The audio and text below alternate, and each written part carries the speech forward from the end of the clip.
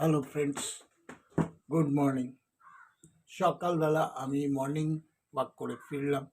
ফিরে এখন ব্রেকফাস্ট করতে বসেছি। তা আমার ব্রেকফাস্ট তোমরা জানোই, রুটি আর সবজি, বিনস, ফুলকপি আর কড়াইশুঁটি দিয়ে একটা সবজি করেছে, সেটাই আমার সবজি। যাই হোক, মন মেজাজটা খুব খারাপ, তোমরা জানতে পারবে সব একটু পরেই, মেয়ে নিশ্চয়ই বলবে তোমাদের। যাই হোক, এখন আমি ব্রেকফাস্টটা করে নিই, পরে আবার তোমাদের সাথে দেখা হবে। তো চলো, ব্রেকফাস্ট করে আমাকে আবার বেরোতে হবে। তো আজকে আমার প্রায় তোমার তখন হঠাৎ করেই মা পাশ ফিরছে আর আমার ঘুমটা ভেঙে গেছে এত ঠান্ডার মধ্যে। তখন ঘড়িতে তখন কটা বাজে, তখন 7:30 বাজে। তখন আমার ঘুম ভেঙেছে। তারপরে এসে দেখছি বাবা তখন নেই, মর্নিং ওয়াকে চলে গেছে। তারপরে এসে বাবা যে ঘরটায় শোয়ে সে ঘরটা খোলা ছিল, সেখানে এসে বসেছিলাম। তারপরে বাবা ফিরে এলো। তারপরে কিছু এসে দেখছি, এসে মা মুখ হাত পা ধুলো। তারপরে এখন আমার চাঙ্গা লাগছে। ঘুম থেকে উঠেই মনে হয় কি কত শীত, কত কি। যাই হোক, তো বাবা তো ব্লগটা শুরু করে দিয়েছে। বাবা এখন তাড়াতাড়ি খাচ্ছে, কাজে যাবে বলে। তোমার দেরি হয়ে গেছে নাকি? হুম। দেরি হয়ে গেছে আজকে। তা কালকে জানো তো একটা কেস হয়েছে রাত্রিবেলা, যে জন্য আমাদের একটু ঘুমাতে ঘুমাতে দেরিও হয়ে গেছে। কালকে পাড়াতে চোর এসেছিল, সেই জন্য আমরা একটু চিন্তিত বটে। আজকে আজকে থানাতে যাব ডায়েরি করতে। মানে আমাদের বড় সড়ো একটা ক্ষতি হয়ে গেছে, সেই জন্য আমাদের আজকে থানায় যেতে হবে বাবা। তো আজকে রান্না করব কাঁচা মুগ ডাল। তো মুগ ডালটাকে এখন ভালো করে ধুয়ে একটু বসিয়ে দেবো। মনটা ভীষণ খারাপ জানো, সেই জন্য আর কোনো কিছুই করতে ভাল লাগছে না। কালকে রাত্রিবেলা আমার বাবার বাড়ির ওখানে চোর এসেছিল, মানে আমাদের এখানেও এসেছিল, সেই রকম সুবিধা করতে পারিনি। আর এখন যেহেতু তো ভাই নেই, সেহেতু এখন জানি না জানো তো। আগে মানে আমাদের পাড়াতে চোর চোর এসব একটু উপদ্রবটা একটু কমই ছিল, কিন্তু এখন হঠাৎ দেখছি এখন পাশের পাড়াতেও একজনের গাড়ি থেকে মানে টোটো ছিল আর কি, টোটো থেকে কালকে শুনতে পেলাম যে তার ব্যাটারি চুরি হয়ে গেছে। তো অটোমেটিকলি তারও তো মন মেজাজ খারাপ, যার জন্য উনি আরও টোটো টোটো বার করতে পারছেন না, এরম একটা ব্যাপার। তো বাবার এখানে কি হয়েছে, অ্যাকচুয়ালি বাবার বাড়িটা তোমরা খেয়াল করেছো কিনা জানি না, বাবার বাড়িটা তো একটা সাইডে, এরপরে আর কোনো বাড়ি নেই। আছে মানে আবার ছোট একটা ড্রেন আছে, ড্রেনের ওপারে। আর এখন শীতের সময়, শীতকালে কি হয়, এবার যে যার মতো ঘরে ঢুকে রয়েছে, স্বভাবতই। আর এত প্রচণ্ড শীত সন্ধ্যের পর থেকেই। তো কালকে যখন রাত 12:30 বাজে, তখন পাশের বাড়ির একজন আমাকে ফোন করেছে। ওই ফোন করেছে, তখন আমি আমি এবারে ভাবছি যে উনি আমাকে এত রাত্রে কেন ফোন করছে। তখন উনি তখন আমাকে ফোন করে বলছে, অনুপমা তুমি একটু আসবে। আমি বললাম কি হয়েছে, কি ব্যাপার। তখন বলছে যে দেখো, আমি অনেকক্ষণ ধরে শুনতে পাচ্ছি যে আমাদের বাড়ির আশপাশে খুব খচখচ করে আওয়াজ হচ্ছে, আর গ্রিল কাটার এরকম একটা আওয়াজ শুনতে পাচ্ছি। তো তুমি যদি আসো বাড়িতে, কারণ ওই দিকটা তো পুরো অন্ধকার, আর আমার এখন ভয়ও লাগছে। তো আমি সেই জন্য বেরোচ্ছিও না। তো সেই জন্য কি বলতো, মানে তখন আমি বললাম হ্যাঁ বৌদি আমি এক্ষুনি আসছি। এত শীতের মধ্যে ঠান্ডায় সাথে সাথে জয়ন্ত তো শুয়ে পড়েছে। তো ওকে আমার সাথে সাথে ডাকলাম যে তুমি শিগগিরই ওঠো, হ্যাঁ চলো একটু বাড়িতে। তখন বলছে এত রাত্রে আমি কি করবো, আমি বলছি ওখান থেকে ফোন করেছে চলো না। কারণ রাস্তায় না প্রচণ্ড কুকুর থাকে জানো তো, আর কুকুরগুলো যতই চেনা জানা হোক, দেখবে আমাদের শীতকালে আমরা মুখ ঢেকে যাই, যার ফলে কি তখন ওই কুকুরগুলো আর কি একটু চিৎকার করতে থাকে। তো এবারে যাই হোক, আমি তো পড়ি কি মরি করে ছুটেছি। হ্যাঁ, গিয়ে চারপাশে এবারে উম, দেখছি সামনের দিকে বা সাইড দিয়ে ড্রেন ফেনগুলো দেখছি আর কি, মোবাইলে টর্চ আলো ফেলে। তারপরে বৌদিকে ডাকলাম যে বৌদি আমি এসে গেছি। আমি ফোন করেছিলাম, হাতে ফোন ছিল তখন। এবার টর্চ ফেলে দেখছি আর কি যে কি হয়েছে। তখন ওই যে মানে যেহেতু তখন কি বলতো, ওরা ফোনটা করেছে বলে নয়তো হয়তো আরও আমার ক্ষতি হয়ে যেত বাবারই। কারণ ভাই কিছু টাকা পয়সা রেখে গিয়েছিল আলমারিতে। ওই ভেতর দিয়ে দরজা আছে, কিন্তু কি বলতো বাবার বাড়িটা আমি তোমাদের দেখাবো, যে মানে যেখানে টিউবওয়েলটা আছে না, টিউবওয়েলের ওপরটা হচ্ছে মানে ফাঁকাই এখন, ওই কি জাল দিয়ে ঘেরা আর কি। কিন্তু ওখান দিয়ে বৃষ্টি পড়তো বলে বাবার টিউবওয়েলটাও নষ্ট হয়ে গেছিল। তো এখন আবার একটা প্লাস্টিক দিয়ে ঢাকা দিয়েছি। কিভাবে কি করলো, একটা আসলে জানলা অনেক দিনের পুরনো, আমি তোমাদের দেখাবো জানলাটা। সেই কাঁচ কাঁচ আমি কিছুতেই লাগাতে পারলাম না। তো এবারে ভাই আসলে ভাইকে বলবো এবারে তুই শাটার জানলা করে নে, আর বাইরে দিয়ে একটা মানে গ্রিলেরও ব্যবস্থা কর। ভেতরে তো গ্রিল আছে। কিভাবে কি করলো, গ্রিল কাটলো। তো ভাইয়ের কিছু টাকা পয়সা ছিল আলমারিতে, তো সেই আলমারি থেকে আর কি, ভেতরে কিন্তু দরজা বন্ধ, কিন্তু তার মধ্যেও কি হলো বুঝতে পারলাম না, কিভাবে ঢুকলো, কিভাবে কি করলো।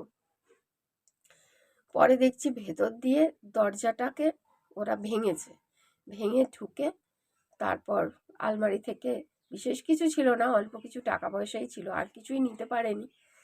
হয়তো নিত। পাশের বাড়ির একজনের একটা সাইকেল ছিল আমাদের ওখানে আর কি, রাখে আর কি, যে অনুপমা আমাদের বাড়িতে একটু রাখার অসুবিধা হচ্ছে, আমি বারান্দাটায় রাখবো। আমি বললাম হ্যাঁ আপনি রাখতে পারেন, কোনো অসুবিধা নেই। তো ওনার সাইকেলটা যে ভাগ্যিস নেয়নি, এটাই ভাগ্য ভালো, ওনার সাইকেল ছিল আর কি। ওদের আর কি পাশে উল্টো দিকের আর কি, মানে কি বলতো 4-5টা বাড়ি পরে আর কি ওনাদের বাড়ি। তো সেই হিসাবে মনটা তো খারাপই হয়ে গেল, কিছু টাকা পয়সার উপর দিয়ে গেছে, এটাই ভাগ্য ভালো। তো এবারে ভাই কি রেখে গেছিল আমি জানি না, কত টাকা ছিল না ছিল এখন ওকে ফোন করে বলতে হবে। মনটা খুব খারাপ জানো, কালকে অত রাত্রে হয়েছে, তো সেই জন্য আর অত রাত্রিবেলা কি ফোন করবো, আরও এসেই তখন আরও উল্টে ও চিন্তা করবে। এবার চিন্তার চোটে হয়তো চলেই আসবে, বা হয়তো ওর শরীর টরীরও খারাপ হয়ে যেতে পারে, সেই জন্য আর কিছু বলিনি। তো এবারে না ভাবছি কি বলতো, একটা লোকবল রাখতেই হবে ওই বাড়িতে। বাবার বাড়িটা একটু ভাড়াই দিয়ে দেবো জানো, অন্তত একটা ঘর যদি ভাড়া দিতে পারি, লোকজন থাকে, না হলে না একদম বাড়িটা মানে শুনশান তো, অন্ধকার।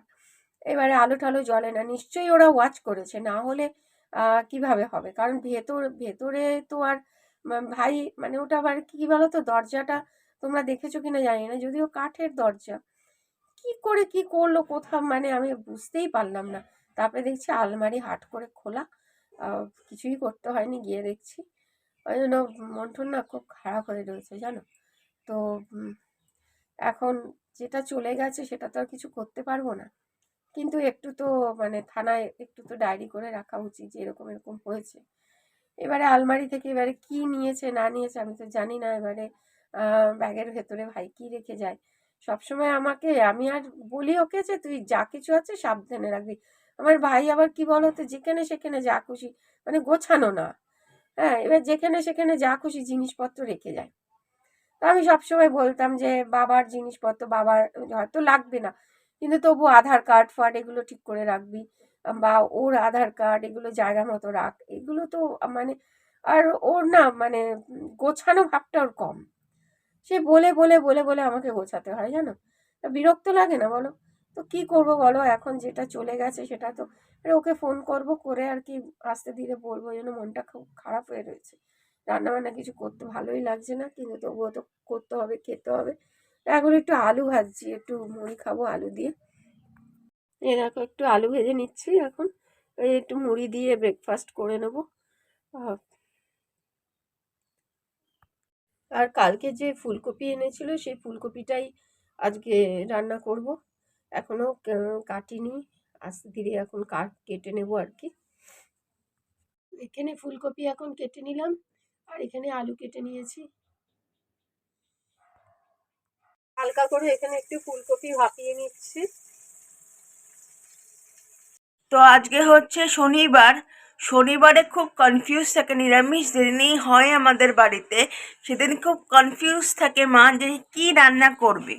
আর বাবাকে বারবার জিজ্ঞাসা করে, আর বাবাও সেরকম, বাবাও বলে না। তুমি মা বলে বাবাকে জিজ্ঞাসা করে, আর বাবা বাবা বলে তুমি তোমার পছন্দ মতো রান্না করো।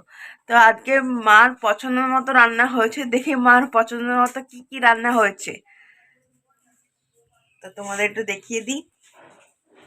ভাত, তিতের ডাল, ফুলকপির রসা, এখানে বেগুন ভাজা, এটা আমার আর বাবার জন্য, আর মার জন্য হচ্ছে আলু এবং ফুলকপি ভাজা। তো এই হচ্ছে আমাদের লাঞ্চ মেনু।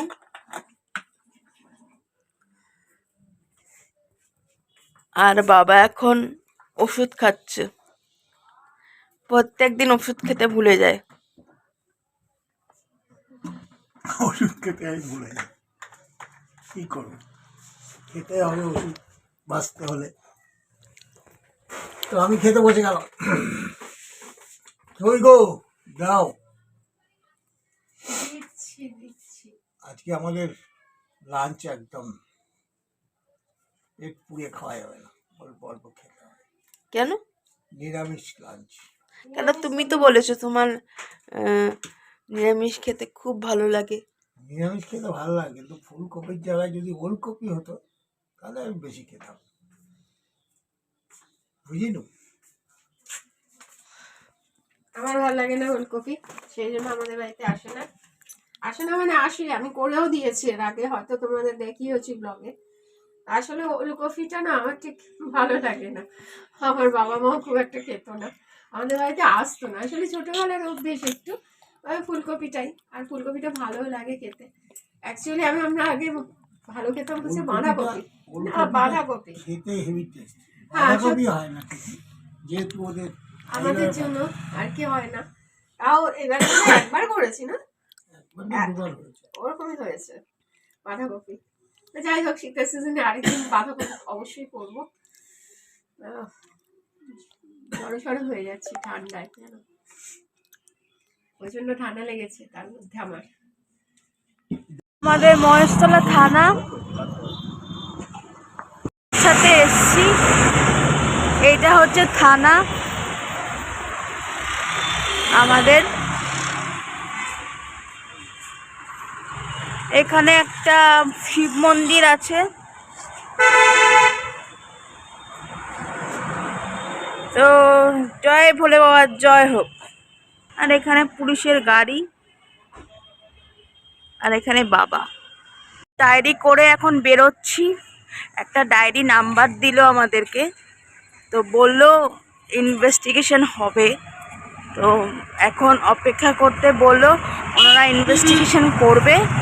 তো ডায়েরি নাম্বারটা সামনে রাখতে বললো।